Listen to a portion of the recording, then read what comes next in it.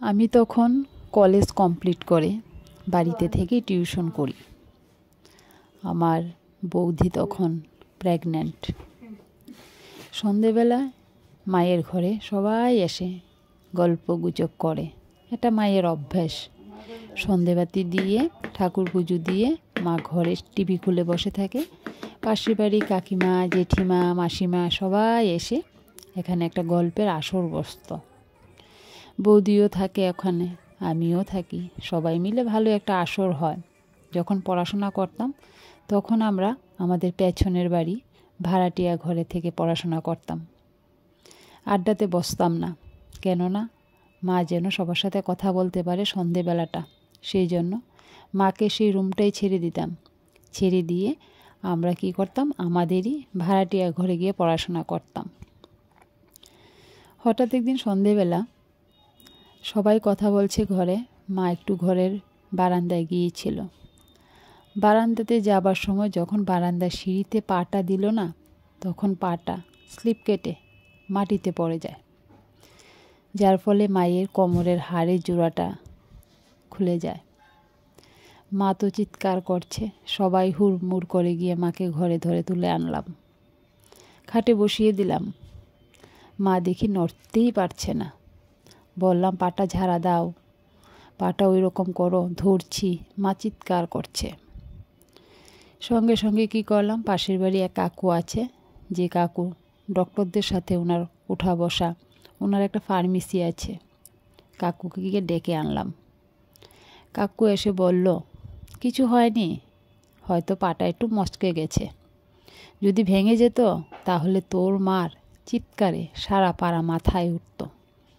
তো যাই হোক, কাকুর কথা শুনে একটু শান্তি পেলাম, কেননা বৌদিকে নিয়ে যেতে হবে আমাদের আগরতলা IGM হসপিটালে। বৌদিকে মোটামুটি ডেট দিয়ে দিয়েছে, সেজন্য আমরা সবাই কতদিন ধরে তৈরি হচ্ছি, বৌদিকে নিয়ে আসতে হবে। মা অসুস্থ, মার এমন একটা বয়স হয়েছে, মা আসতে পারবে না, তাই ভাই বোন পাশের বাড়ির বৌদিকে নিয়ে আসব। পাশের বাড়ির বৌদি আমাদের যথেষ্ট হেল্প করত, প্রত্যেকটা কাজে সেই বৌদি আমাদের পাশে ছিল। তাই আমরা ওই রকম একটা প্রিপারেশন নিচ্ছিলাম। এমন সময় মায়ের এই রকম দুর্ঘটনা আমাদেরকে একটু ভাবিয়ে তুলেছিল। তো যাই হোক, পাশের বাড়ির কাকুর কথা একটু মনে বল পেলাম।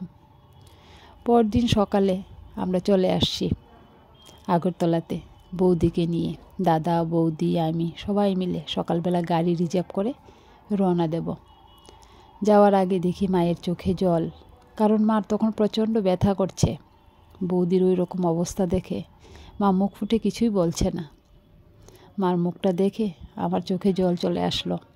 মাকে বললাম, মা, আগে বৌদিকে নিয়ে এসে তোমার পাটা এক্সরে করাতে হবে।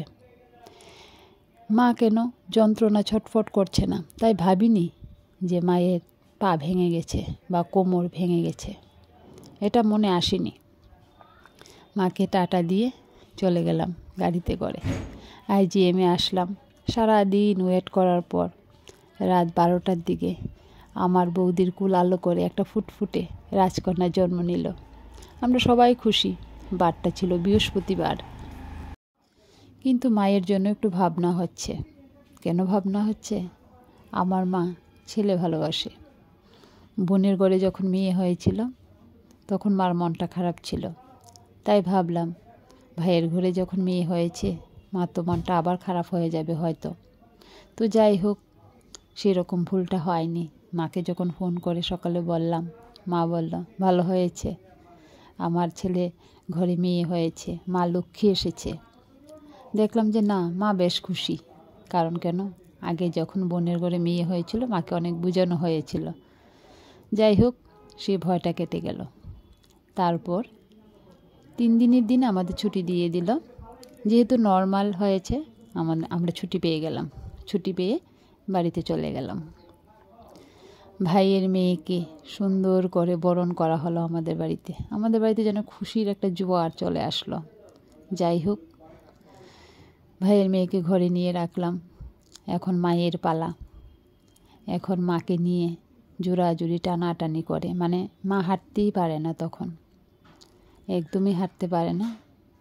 মাকে কুলে নিয়ে গাড়িতে তুলে আমরা নিয়ে গেলাম এক্স-রে করাতে। এক্স-রে করিয়ে মাকে বাড়িতে নিয়ে আসলাম।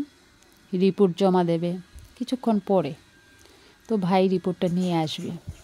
আমরা বাড়িতে এসে গেছি। বাড়িতে এসে যথারীতি খাওয়া দাওয়া করে রোদের মধ্যে বসে রয়েছি। তখন শীতকাল।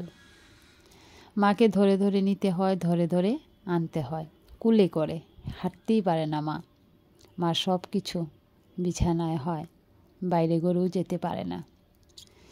রোদের মধ্যে বসে রয়েছি, অপেক্ষায় আছি ভাই আসবে, কি বলবে। ভাই বাড়িতে ঢুকে আমার দিকে তাকিয়ে চোখ দিয়ে টপ টপ করে জল পড়ছে। আমি বলছি, কি হয়েছে? ভীষণ ভয় লেগে গেল। ভাই বলছে, আবার ব্যাগ রেডি করো, চলো আবার যাই আগরতলাতে। মনটা খারাপ হয়ে গেল।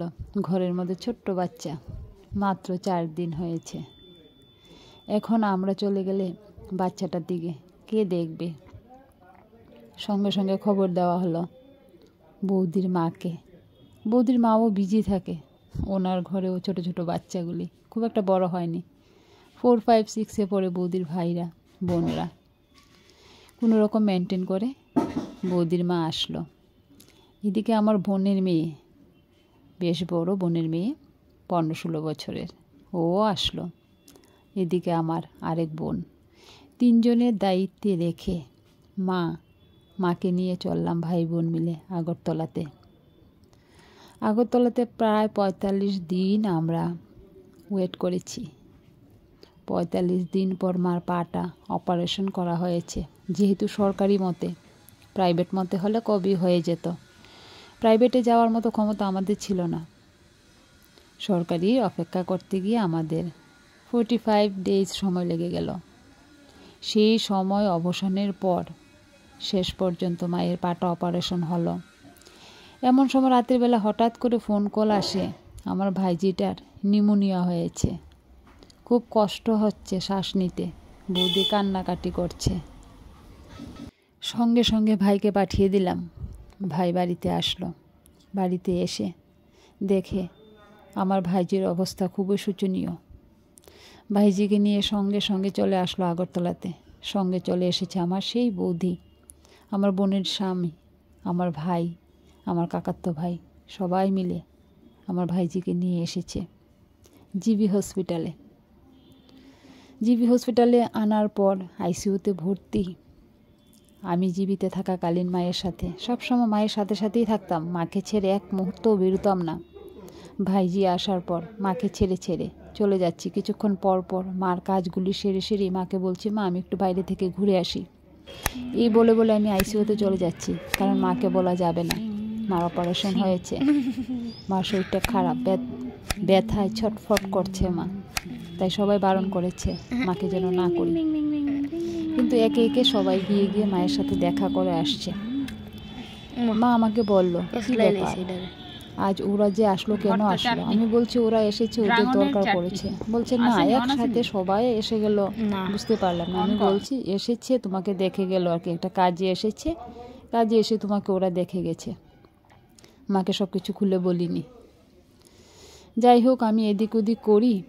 মায়ের আশেপাশে যারা মাসিমণিরা ছিল, ওরা বলছে, আপনার মেয়ের কি হয়েছে?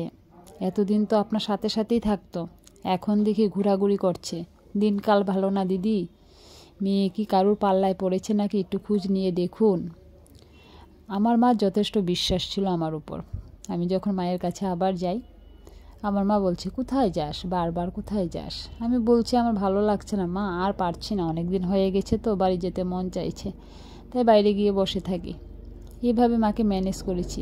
মা শেষ পর্যন্ত বলে, না তোর মাসিমা বলছে তুই নাকি বেরিয়ে যাস, কোথায় যাস, এই জন্য একটু টেনশন হচ্ছিলো। আমি কই, মা তুমি ওদের কথায় কেন নাচো, তুমি জানো না তোমার মেয়েকে? মা বলে, জানি তো, বললাম আর কি। যাই হোক, শেষ পর্যন্ত আমার ভাইয়ের মেয়ে সুস্থ হলো, কিন্তু আমার মায়ের কিন্তু ছুটি হয়নি এখনও। ভাইয়ের মেয়ে যখন সুস্থ হলো, তখন ভাইয়ের মেয়েকে নিয়ে আমার বৌদি আমার মায়ের কাছে আসলো। আমার মা তো দেখে অবাক। তখন মা সবগুলি কথা বুঝতে পারলো, আমি কেন মাকে রেখে রেখে চলে যেতাম, আমি কোথায় যেতাম। পাশের বেডের মাসিমণি মুনিরা সবসময় বলতো আপনার মেয়ে কোথায় যায়, আপনার মেয়ে কোথায় যায়। যদিও মনে মনে একটু চিন্তা হচ্ছিল, দিনকাল তো ভালো নয়, তাছাড়া জীবিত ছিলাম অনেক দিন ধরে, কোনো ঘটনা ঘটলে ঘটেও যেতে পারতো। তো যাই হোক, আমার মা সেদিন গিয়ে মার কাছে সব কিছু পরিষ্কার হলো, ব্যাপারটা আসলে কি। আমার মা তো শুনে অবাক, নাতিনকে কুলে নিয়ে যথেষ্ট আদর করলো। এর মধ্যে ডাক্তারবাবু আমার মাকেও ছুটি দিয়ে দিয়েছে, তবে 2 দিন পরে। তো ভাইকে বললাম আমরা সবাই একসাথে যাব, তুই গিয়ে মামার বাড়িতে থাক, আগরতলাতে আমাদের মামার বাড়ি আছে। তো আমার ভাই কী করলো, বৌদিকে নিয়ে আর ভাইজিকে নিয়ে মামার বাড়িতে চলে গেল। আর আমরা ছুটি পেয়ে একসাথে গাড়ি রিজার্ভ করে মজা করে বাড়িতে গেলাম। কেমন লাগলো বন্ধুরা, আমার জীবনের একটা সত্য ঘটনার মুহূর্ত তুলে ধরলাম।